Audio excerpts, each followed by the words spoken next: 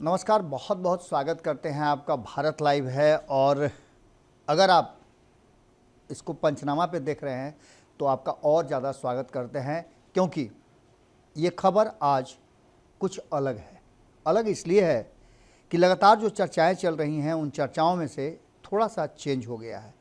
इस पूरी चर्चा को शुरू करने से पहले दो लाइनें जो कहीं घूमते फिरते तक मेरे पास आई तो सोचा कि आप तक भी पहुंचा दूं कि मुद्दतों बाद हुआ भरोसा किसी पर, मुद्दतों बाद हुआ भरोसा किसी पर, टूट गया भ्रम यहाँ कोई भरोसे के काबिल नहीं, टूट गया भ्रम यहाँ कोई भरोसे के काबिल नहीं।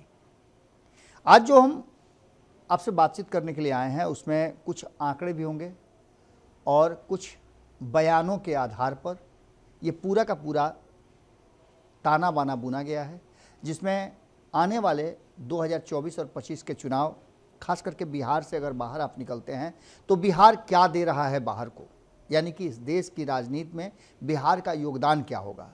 तो पहला योगदान तो नीतीश कुमार ने दे दिया। उन्होंने नरेंद्र मोदी और एनडीए के विरुद्ध एक गठबंधन बनवा दिया जिसका नाम INDIA है। इस गठबंधन में बहुत कुछ अभी होना बाकी है।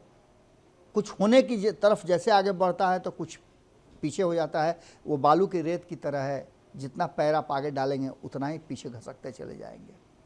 हालांकि इन सब बातों से दूर दरकिनार करते हुए लगातार दावेदारी ये है जो शीर्ष नेतृत्व करता है इस INDIA गठबंधन के कि सब कुछ ठीक ठाक है, कहीं कोई दोष नहीं है।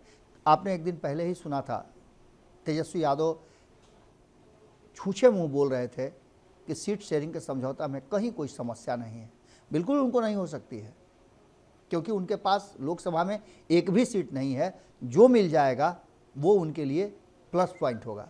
लेकिन क्या नीतीश कुमार के बारे में भी ऐसा बात वो बोल सकते हैं? नीतीश कुमार को अपनी 16-17 सीटें चाहिए, ये बात हम आपको लगातार बताते आ रहे हैं। लेकिन इस बार कहानी में थोड़ा ट्विस्ट आया है। ट्विस्ट ये आया है कि भारतीय जनता पार्टी के टारगेट पर पहले तेजस्वी यादव हुआ करते थे। भारतीय जनता पार्टी को ये समझ में आ रहा था कि उसके लिए सबसे ज़्यादा घातक तेजस्वी यादव है, लालू प्रसाद है। लेकिन अब भारतीय जनता पार्टी ने उस टारगेट को थोड़ा सा पीछे कर दिया है और मेन टारगेट में आपने देखा होगा नीतीश कुमार आ गए हैं। नीतीश कुमार पर बीच के हमले बंद हो गए थे। आपने देखा होगा कि जब अमित शाह पिछले महीना आए थे तो उन्होंने झंझारपुर से जो आवाज़ लगाई उसमें कहा, तेल और पानी का उदाहरण दे करके उन्होंने एक कोशिश जरूर की थी, एक पासा फेंका था जिससे कि ये समझ में आ जाए नीतीश कुमार और उनकी टीम को कि अभी भी भारतीय जनता पार्टी ने उनके लिए टारगेट सॉफ्ट ही रखा है। लेकिन इसका परिणाम उल्टा हुआ। लगातार भारतीय जनता पार्टी पर हमला होता रहा, नरेंद्र मोदी पर हमला होता रहा और इस हमले को कराने के लिए परमानेंटली एक ऑफिस खोल करके नीरज कुमार को उसमें बैठा दिया गया। नीरज कुमार सीधे इधर उधर नहीं, प्रधानमंत्री पर कंकड़ फेंक रहे थे और बार बार उनके विभिन्न पहलुओं को लेकर के उजागर कर रहे थे।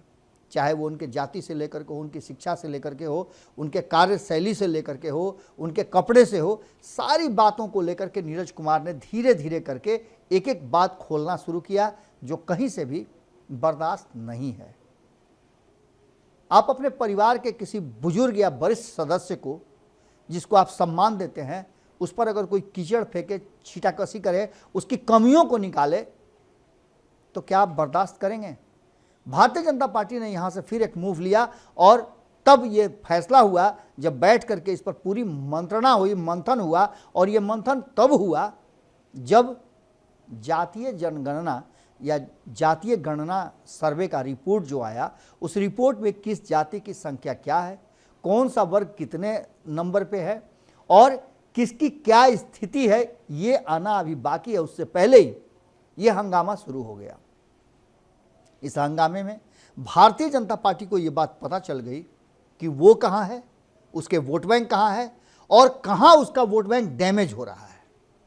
इसको अगर आंकड़ों के हिसाब से हम अगर समझाएं आपको, तो आपको ये समझ में आ जाएगा कि 18% वोट विशुद्ध रूप से मान लीजिए कि भारतीय जनता पार्टी को नहीं जाता है, जो अल्पसंख्यक यानी कि मुस्लिम समाज का है, उस 18% की हम बात नहीं करते हैं। 2% और जो अन्य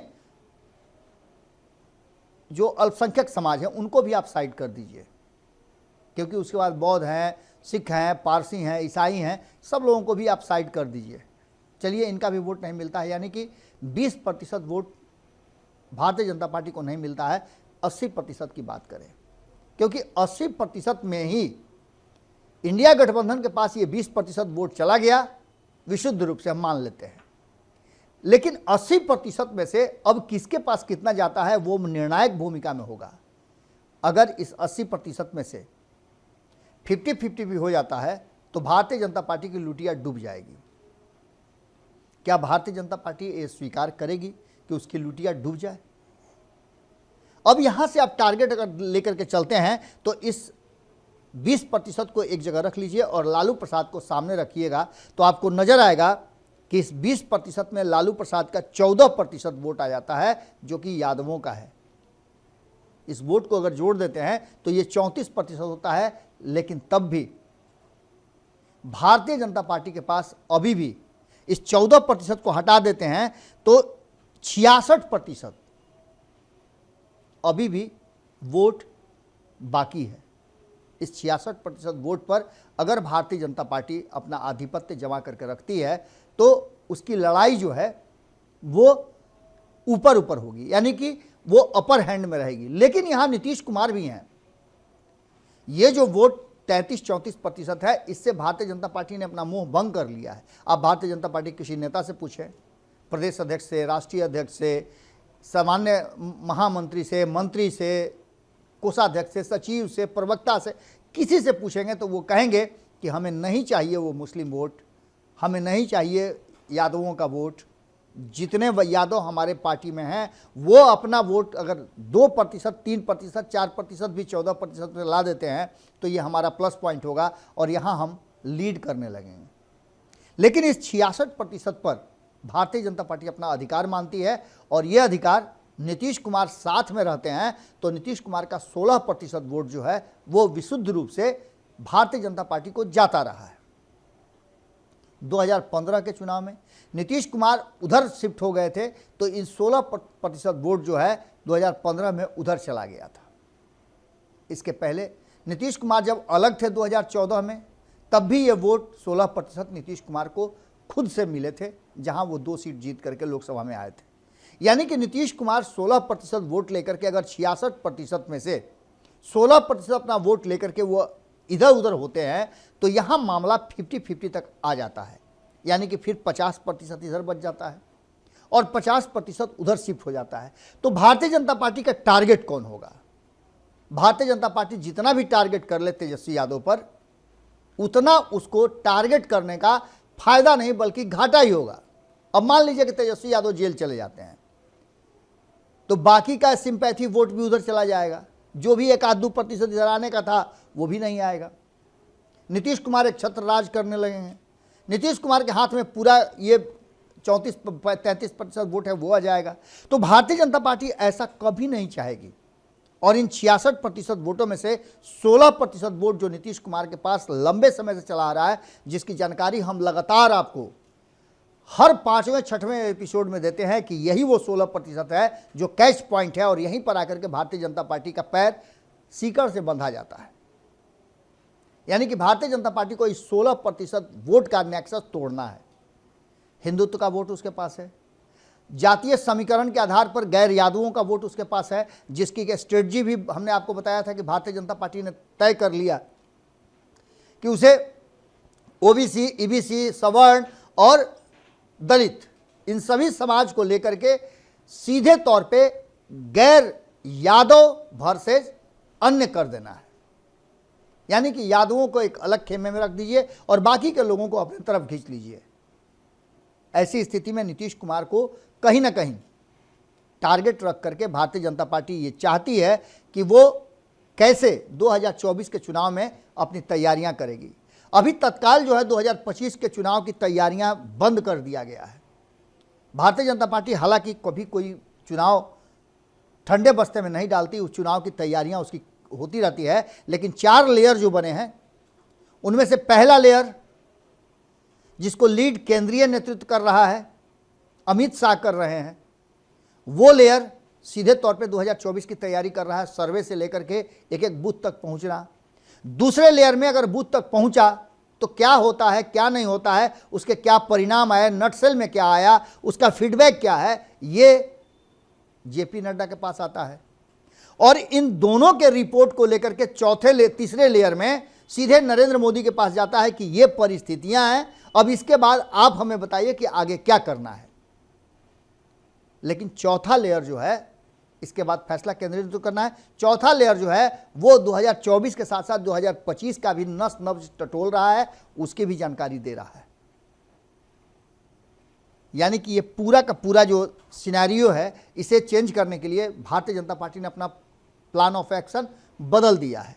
अब सीधे नीतीश कुमार टारगेट पर है, क्योंकि भारतीय जनता पार्टी के दिमाग में ये बात है कि उसके पास जो सीटें हैं 23, उनमें 17 सीटें उस महागठबंधन के पास है, INDIA गठबंधन के पास है, जहां नीतीश कुमार 16 सीट लेकर के गए हैं। तो भारतीय जनता पार्टी का सबसे पहला टारगेट होगा, कल भी हमने आपको बताया था कि भारतीय जनता पार्टी के लिए वो 10 सीटें जो हॉट सीट बनी हुई हैं, उन सीटों पे फोकस है। हालांकि फोकस उसका कुल 17 सीटों पर है, लेकिन 10 ऐसी सीटें हैं जहां भारतीय जनता पार्टी अपने हिसाब से तैयारी करना चाहती है। उसे पता है कि इन 17 सीटों में से कौन सी सीट उसे जीतना है, किस पर कितना मुसीबत है, मुश्किल है, और किस सीट को जीतने में उसको मशक्कत करनी पड़ेगी।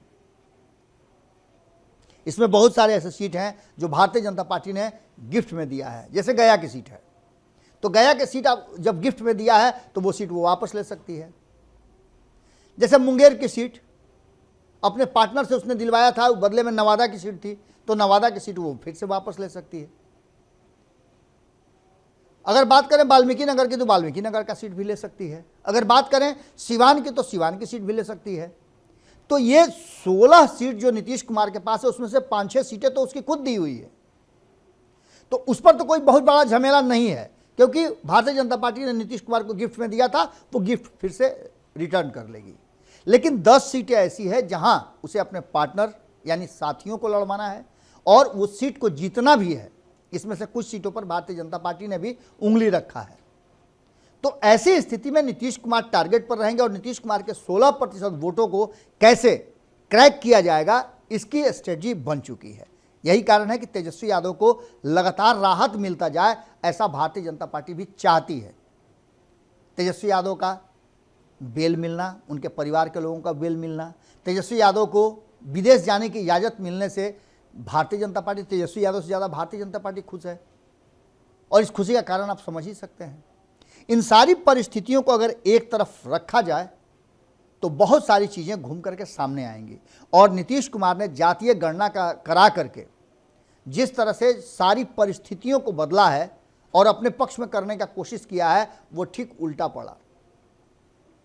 और ये उल्टा इसलिए पढ़ना शुरू हो गया है कि आप जानते हैं कि जो 5 दिवसीय सत्र बुलाया गया है, शीतकालीन सत्र, उस सत्र में 6 तारीख से 10 तारीख तक क्या होगा, लगभग उसकी स्ट्रेटजी सरकार ने बना ली है। नीतीश कुमार और लालू प्रसाद के बीच में इसमें बात हो गई है, तेजस्वी यादव से भी बातचीत हो गई है, और इसमें वो डाटा रखा जाएगा जो जातीय सर्वे के आधार पर सरकार ने इकट्ठा किए हैं। इसमें जातियों की संख्या क्या है, इसके साथ साथ इसमें जातियों का सामाजिक समीकरण क्या है, शैक्षणिक स्थिति क्या है, आर्थिक आधार क्या है, ये सब डाटे आएंगे। लेकिन उससे पहले आपको बता दें कि इसके साथ साथ भारतीय जनता पार्टी चुप बैठने वाली नहीं है।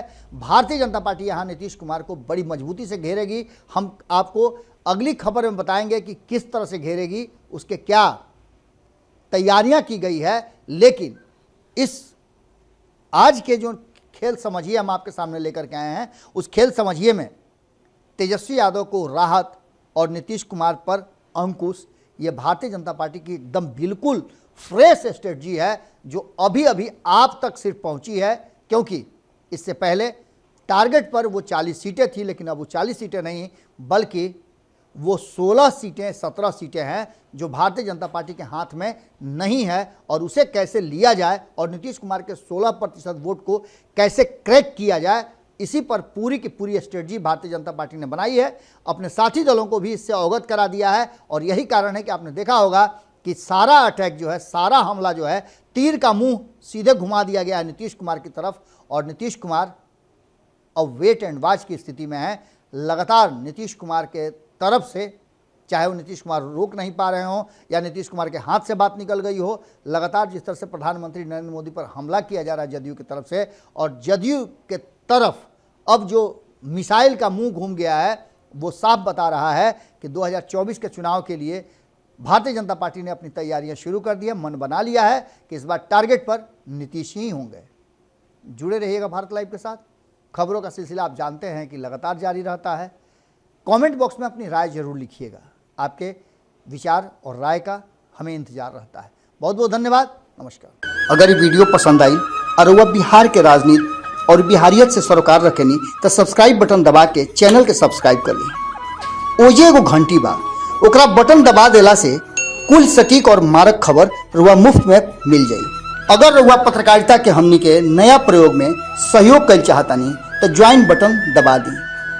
पेटीएम नंबर नोट कर ली 9386816700। धन्यवाद।